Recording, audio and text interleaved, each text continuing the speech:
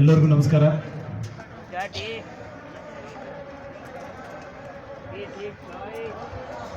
ನಾನು 11 ಗಂಟೆಯಿಂದ ಬಂದು ಇಲ್ಲಿ ಹಲವಾರು ಘೋಷಣೆಗಳು ನಿಮಗೆಲ್ಲ ಕೇಳಿಸ್ತಾ ಇದ್ದಾವೆ. ಇದಕ್ಕೆ ಹೆಸರಿಟ್ಟಿರುವಂಥದ್ದು ಫ್ರೀಡಮ್ ಪಾರ್ಕ್ ಅಂತ. 78 ವರ್ಷದ ಹಿಂದೆ ನಮಗೆ ಸ್ವಾತಂತ್ರ್ಯ ಸಿಕ್ತು, ನಮಗೆಲ್ಲ ಗೊತ್ತು. ಫ್ರೀಡಮ್ ಅನ್ನೋದು ನಮಗೆ ಸಿಕ್ತು 78 ವರ್ಷದ ಹಿಂದೆ. ಆದರೆ ಇಲ್ಲಿ ಬಂದು ಯಾರು ಕೂಡ ನಮಗೆ ಸ್ವಾತಂತ್ರ್ಯ ಬೇಕು ಅಂತ ಯಾರು ಕೇಳ್ತಾ ಇಲ್ಲ. ಇಲ್ಲಿ ಎಲ್ಲರೂ ಬಂದು ಕೇಳ್ತಾ ಇರೋದು ನಮಗೆ ನ್ಯಾಯ ಬೇಕು ಅಂತಂದ್ಬಿಟ್ಟು. ನಾನು ಯೋಚನೆ ಮಾಡ್ತಾ ಇದ್ದೆ, ವಿಧಾನಸೌಧದಿಂದ ಬಹಳ ದೂರದಲ್ಲಿ ಯಾವುದೋ ಒಂದು ಮೂಲೆಯಲ್ಲಿ, ರಾಜ್ಯದ ಮೂಲೆಯಿಂದ ಬಂದು ನೀವು ನಿಮಗಂತ ನಿಗದಿ ಮಾಡಿರುವ ಜಾಗದಲ್ಲಿ ನಿಮ್ಗೆ ಏನು ಘೋಷಣೆ ಬೇಕು ಘೋಷಣೆ ಕೂತ್ಕೊಂಡು ಹೋಗಿ, ನಾವಂತೂ ಕೇರ್ ಮಾಡಲ್ಲ, ನಾವು ವಿಧಾನಸೌಧದಲ್ಲಿ ಕೂತ್ಕೊಂಡಿರ್ತೀವಿ, ನಾವು MLAಗಳು ಬರಲ್ಲ, ಮಿನಿಸ್ಟರ್ಗಳು ಬರಲ್ಲ, ನಿಮ್ಗೆ ಏನು ಬೇಕು ನೀವು ಹೇಳ್ಕೊಂಡು ಹೋಗಿ ಕೂತ್ಕೊಂಡು ಹೋಗಿ ಅಂತ ನಿಲ್ಲಿಷ್ಟು ಜಾಗ ಕೊಟ್ಟಿದ್ದಾರೆ.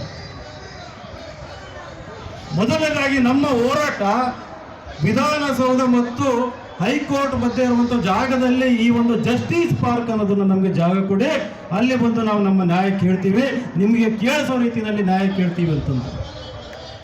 ಯಾಕಂತಂದ್ರೆ ಇದು ನೋಡ್ರಿ, ಇಲ್ಲಿ ಎಷ್ಟು ಜನ MLAಗಳು ಬಂದಿದ್ದಾರೆ ಇವತ್ತು, ಎಷ್ಟು ಜನ ಮಿನಿಸ್ಟರ್ಗಳು ನಮ್ಮ ಅಹವಾಲನ್ನ ಕೇಳಿಸ್ಕೊಳ್ಳೋದಕ್ಕೆ ಬಂದಿದ್ದಾರೆ ಅಂತಂದ್ಬಿಟ್ಟು. 78 ವರ್ಷ ಆಯಿತು. ಬಾಬಾ ಸಾಹೇಬ್ ಅಂಬೇಡ್ಕರ್ ಫೋಟೋ ಇದೆ ನಮ್ಮ ಹಿಂದೆ. ಅವರು ಸಂವಿಧಾನದ ಪೀಠಿಕೆಯಲ್ಲಿ ಈ ಕಾನ್ಸ್ಟಿಟ್ಯೂಯೆಂಟ್ ಅಸೆಂಬ್ಲಿ ಅನ್ನೋದ್ರಲ್ಲಿ ಬಹಳ ಡಿಬೇಟ್ಗಳು ನಡೆದಾಗ ಕೆಲವು ಪದಗಳು ಆ ಪೀಠಿಕೆಯಲ್ಲಿ ಇರಲೇಬೇಕು ಅಂತಂದು ಕೆಲವೊಂದು ಪದಗಳನ್ನು ಸೇರಿಸಿದ್ರು. ಪೀಠಿಕೆಯಲ್ಲಿ ಮೊದಲನೇದಾಗಿ ಬರುವಂತ ಪದ ನ್ಯಾಯ ಅಂತಂದ್ಬಿಟ್ಟು.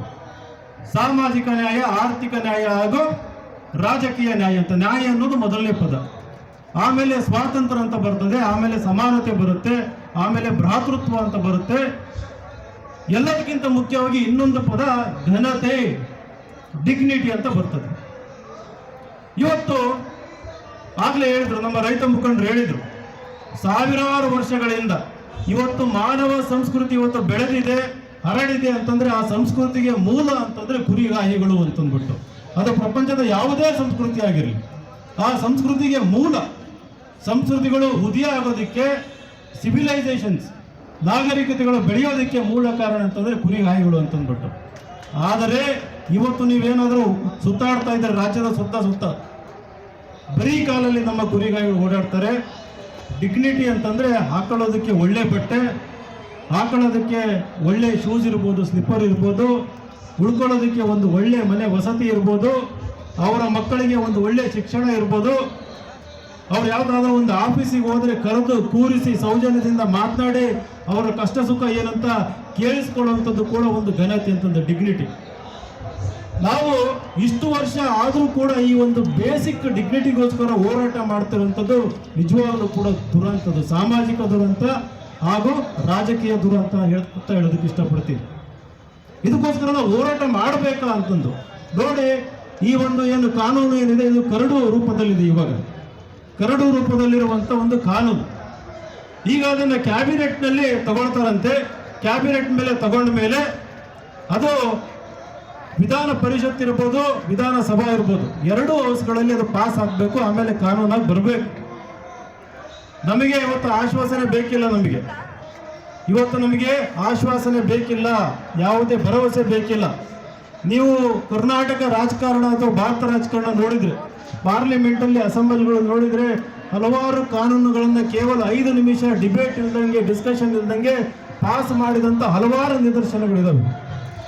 ಇವತ್ತು ಮನಸ್ಸು ಮಾಡಿದರೆ ನೀವು ಕ್ಯಾಬಿನೆಟ್ನಲ್ಲಿ ಕಾಲಹರಣ ಮಾಡ್ದಂಗೆ, ಅಲ್ಲಿ ಇಲ್ಲಿ ಆಶ್ವಾಸನೆ ಕೊಡದಂಗೆ ಮನಸ್ಸು ಮಾಡಿದರೆ ಇದೇ ಸೆಷನ್ನಲ್ಲಿ 2-3 ದಿನದಲ್ಲಿ ಇದನ್ನು ಪಾಸ್ ಮಾಡಿ ಕಾನೂನು ಮಾಡುವಂಥ ಶಕ್ತಿ ನಿಮ್ಮಲ್ಲಿದೆ. ಈ ಒಂದು ಕಾನೂನಿಗೆ ಯಾರ್ದಾದ್ರೂ ವಿರೋಧ ಇದೆಯಾ? ಯಾರಾದರೂ ವಿರೋಧ ಮಾಡ್ತಾ ಇದ್ದಾರೋ ನಮಗೆ ಜಾಸ್ತಿ ಪರ್ಸೆಂಟೇಜ್ ಕೊಡಿ, ಕಡಿಮೆ ಪರ್ಸೆಂಟೇಜ್ ಕೊಡಿ ಅಂತಂದು? ಯಾವುದಾದ್ರೂ ಸಮಾಜದ ರೋಗಿ ಇದು ನಮ್ಮ ಸಮಾಜದ ವಿರುದ್ಧ, ಈ ಕುರಿಗಾಯಿಗಳಿಗೆ ನೀವು ಏನಿಲ್ಲಿ ಒಂದಿದೆ ರಕ್ಷಣೆ ಇರ್ಬೋದು, ದೌರ್ಜನ್ಯದ ವಿರುದ್ಧ ಇರ್ಬೋದು, ಅವರಿಗೆ ಒಂದು ಸವಲತ್ತುಗಳನ್ನು ಕೊಡೋದಿರ್ಬೋದು, ಇವನ್ನ ಕೊಡಬೇಡಿ ಅಂತ ಯಾರಾದರೂ ಹೇಳಿದಾರ? ಇಲ್ಲ, ಎಲ್ಲೂ ಕೂಡ ಇದಕ್ಕೆ ವಿರೋಧ ಇಲ್ಲ. ವಿರೋಧ ಇಲ್ಲದೆ ಇದ್ದಂಥ ಸಂದರ್ಭದಲ್ಲೇ ಇದನ್ನು ಕೂಡಲೇ ಮಾಡಬಹುದಾದಂಥ ಒಂದು ಕಾನೂನಿದು. ಇದನ್ನ ನೋಡಿ ಇವತ್ತೆಲ್ಲ ಬಂದಿರೋದು ಸ್ವಾಭಿಮಾನಿಗಳು, ಯಾರೂ ಕೂಡ ಒಂದು ರೂಪಾಯಿ ಯಾರ ಹತ್ರನೂ ಕೇಳಿಲ್ಲ. ದಾವಣಗೆರೆಯಿಂದ ಬರ್ಬೇಕಾದ್ರೆ ನನ್ನೂ ಕೇಳಿದ್ರು, ಅಣ್ಣ ನಾವು ಬರ್ತಾ ಇದ್ದೀವಿ, ಗಾಡಿ ಮಾಡ್ಕೊಂಡು ಬರ್ತಾ ಇದ್ದೀವಿ, ಏನಾದ್ರು ಅನುಕೂಲ ಮಾಡ್ತೀರಂತಂದು. ನಾವು ಸ್ವಾಭಿಮಾನಿ ಬಳಗ ಅಂತ ಕಟ್ಕೊಂಡು ಓಡಾಡ್ತಾ ಇದ್ದೀವಿ. ನಿಜವಾಗ್ಲೂ ನಿಮಗೆ ಸ್ವಾಭಿಮಾನ ಅನ್ನೋದಿದ್ರೆ ನಿಮ್ಮ ಸ್ವಂತ ಖರ್ಚಲ್ಲಿ ಇಲ್ಲಿ ಬರ್ರಿ ಅಂತಂದು ಹೇಳಿದೆ.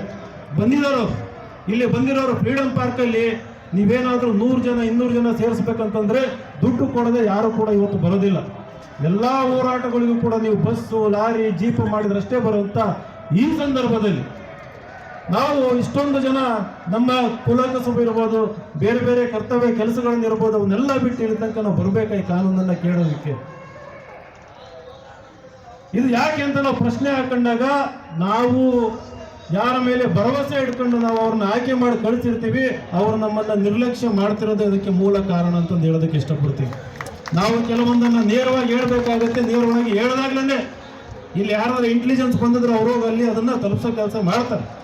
ನಾವು ನೇರವಾಗಿ ನುಡಿದಂಗೆ ಪೊಲಿಟಿಕಲಿ ಕರೆಕ್ಟ್ ಅಂತ ಹೇಳ್ತಾರೆ. ಇಂಗ್ಲೀಷಲ್ಲಿ ಅಂದ್ರೆ ಬ್ಯಾಲೆನ್ಸ್ನ ಮಾತಾಡೋದು, ಅವರನ್ನ ಓಲೈಸ್ಕೊಂಡು ಮಾತಾಡೋವಂಥದ್ದು.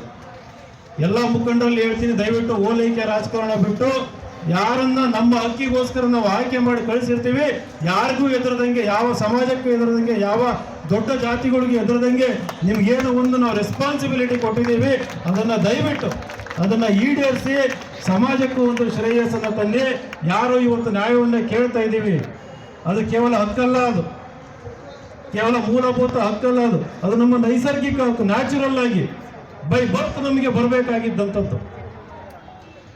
ಎಲ್ಲ